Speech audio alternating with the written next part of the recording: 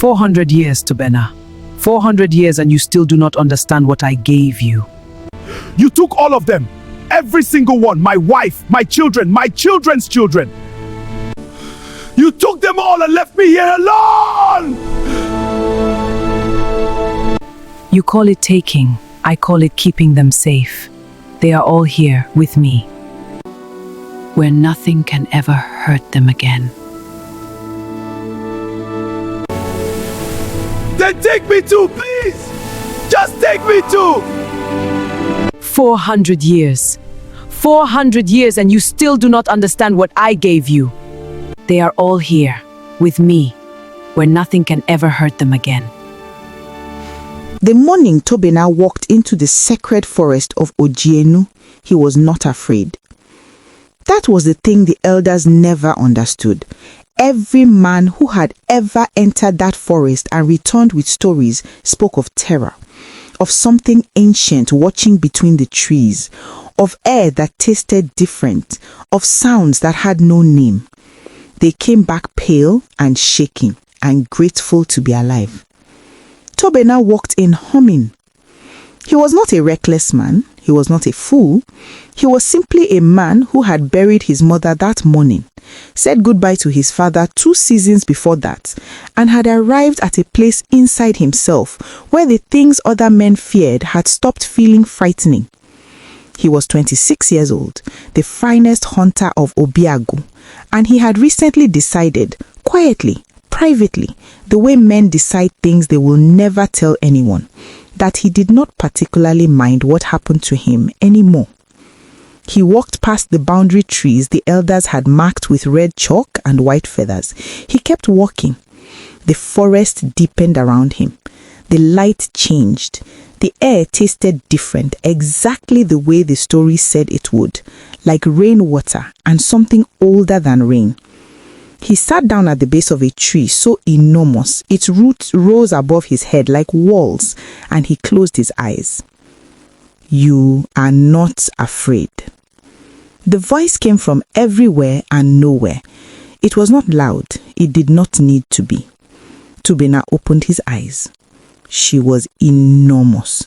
She rose above him the way a silk cotton tree rises, gradually, impossibly, until you stop being able to see where she ends and the canopy begins. Her skin was the texture of ancient bark, warm brown, deepening to black at her joints, wrapped and woven through with living vines that moved slowly, even when she was still. Her hair was the forest itself, long, heavy ropes of dark moss and root and earth, threaded with small pink and white wildflowers that should not have been blooming in this season.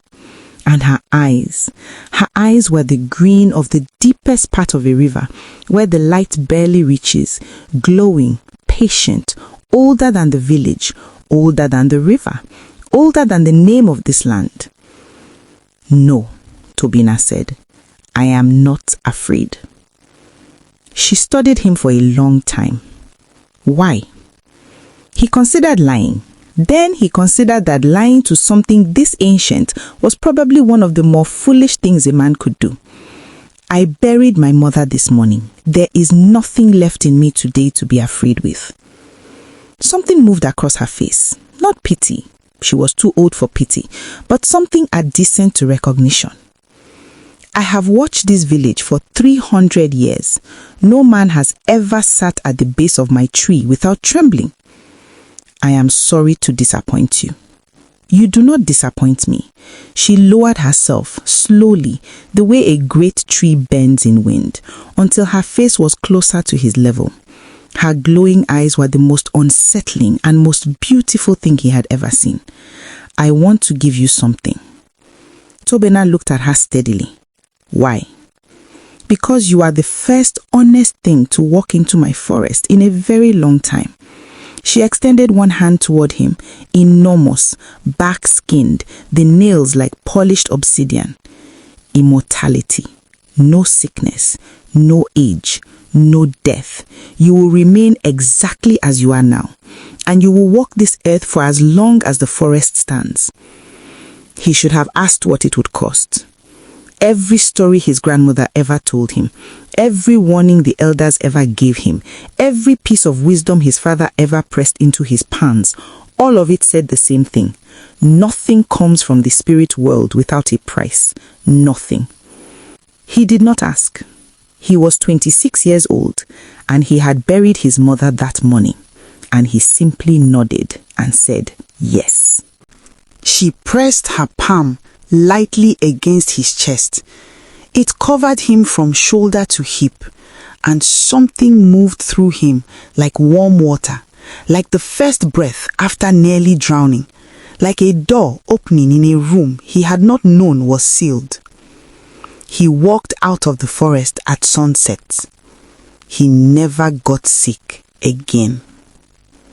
Belle, before we go further, if you are watching this story for the first time, make sure you subscribe to Gracious Folktales right now and turn on your notification bell, because this story is only getting darker from here and you cannot afford to miss a single second of what is coming for Tobena. The first sign came 3 months later. Her name was Adaizi. She was the daughter of the palm wine tapper who lived at the edge of the village. A small woman with a loud laugh and eyes that caught everything. She noticed Tobena first. Most women did. There was something about him that people were drawn to. A stillness, a kind of gravity that made you want to stay close to whatever it was he was carrying. They married before the dry season ended. She was dead before the next rains came. The illness moved fast. Faster than anything the Dibia had ever seen. One morning, she woke complaining of coldness. 7 days later, she was gone. Tobena sat beside her body and did not speak for 3 days. The village thought it was grief. It was grief, but underneath the grief was something else. A cold thread of knowing that he could not yet name, pulling slowly through him like a fish hook finding its way home. He told himself it was coincidence. He married again years later, a woman named Obiageli from a neighboring compound, warm and stubborn and full of life in a way that made the compound feel different when she was in it. She lasted 14 months before a fever took her so quickly that by the time the herbalist arrived, she was already beyond reaching. Tobena stopped eating for 2 weeks. Then he started again, because he could not die. He watched his children grow. He watched them laugh and marry and bring grandchildren into the world. And he loved every single one of them with the specific, desperate love of a man who already knows he will outlive them all. And one by one, not always quickly, not always young, but always before their time, they went into the ground while he remained standing above it. The village began to whisper. They always do. That man has been here since my grandfather's grandfather was a boy. He does not age. Have you noticed? He does not age. Every person who loves him dies young. Have you not noticed that either? 3 generations passed. Then 4. By the time Tobena had been alive for 150 years, the village had stopped being sure what he was. The elders of his era were long dead. The stories about him had shifted. He was a spirit himself now, according to some. A curse, according to others. Children dared each other to approach his compound at night. He had stopped trying to explain himself decades ago. He sat alone in his compound one evening, watching the sun go down over the same hills it had gone down over for 150 years, and he made a decision. He went back to the forest. Belle, if this story is pulling at something inside you right now, share this video with one person before you continue. Just one. Because what Tobena is about to discover in that forest is something that will change how you think about loneliness forever. Share it, then keep watching. It is you, the goddess said. She had not changed. Of course she had not changed. Tobena stood at the base of her ancient tree and looked up at her glowing eyes and felt 150 years of grief sitting on his chest like a stone that had grown roots. "What did you do to me?" His voice was quiet. He had learned over a century and a half that volume accomplishes very little. "I gave you what you asked for. I asked to live. I did not ask to watch everyone I love die." "Have you ever loved anybody die before me?" Her glowing eyes held his without blinking. "They die because I take them."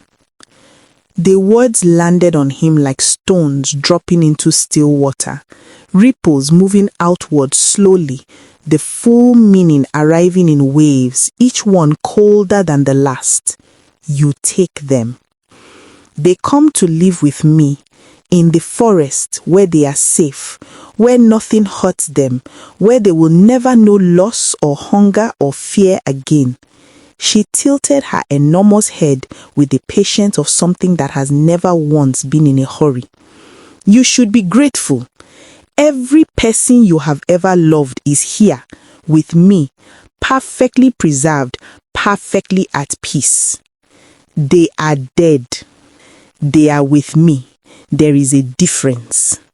Tobena stood in the roots of her ancient tree, and for the first time in 150 years, he felt something that was not grief and not anger and not the dull, endless weight of survival.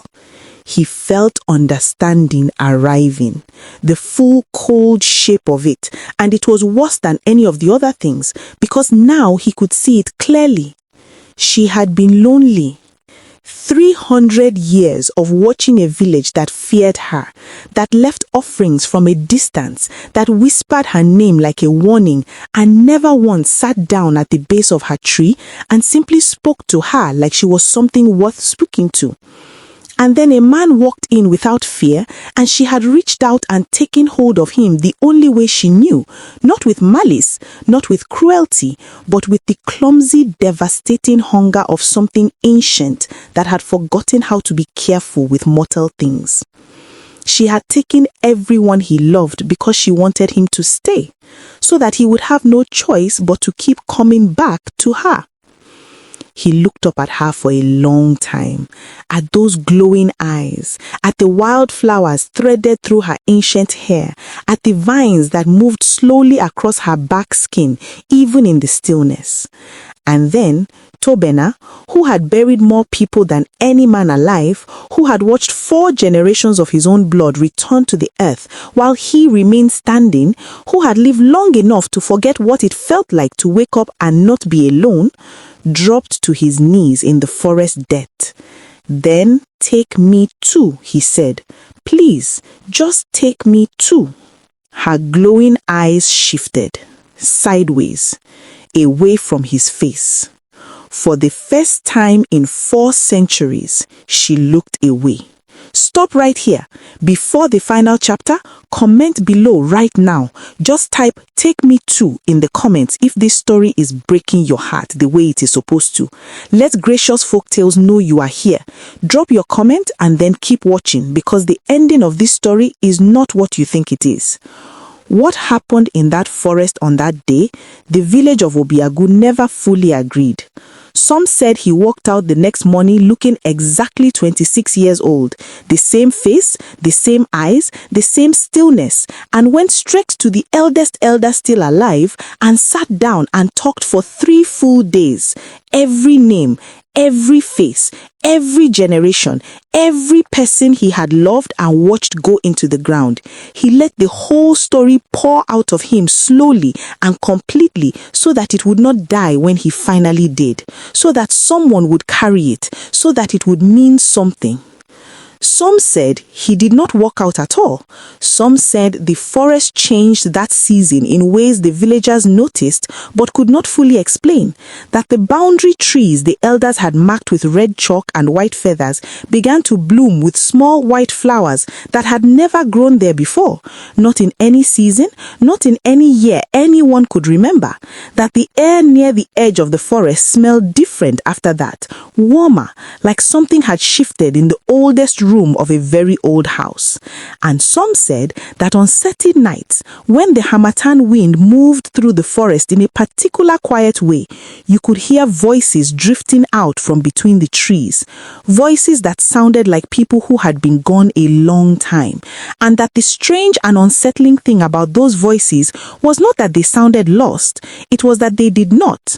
They sounded like people who had simply gone somewhere else, somewhere the living could not follow, somewhere that if you stood very still at the edge of the forest in the dark and listened with the part of you that is older than your fear, did not sound entirely terrible.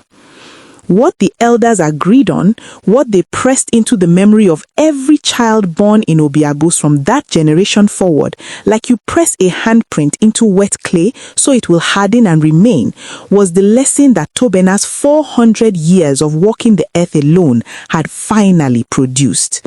That there is a kind of loneliness so deep and so ancient that it reaches out and holds on to the first warmth it finds and does not know, has never learned how to hold it gently. That the most dangerous gifts are never the ones offered with cruelty. They are the ones offered with a need so enormous and so old that it swallows everything around it whole, meaning no harm, causing all of it. And that a man who has nothing left to fear should still, always, without exception, ask what something costs before he says yes, even in grief, especially in grief, because the price of forever is almost always paid by everyone else. And the saddest thing about Tobena was not that he said yes. The saddest thing was that on the morning he walked into that forest, alone, emptied out, 26 years old, and convinced he had nothing left to lose, he was wrong. He had everything left to lose. He just did not know it yet. If this story stayed with you, if Tobena's 400 years of loving people and losing them hit something real inside you, then do these 3 things right now. Like this video, it takes 1 second and it tells Gracious Folktales to keep bringing you stories this powerful.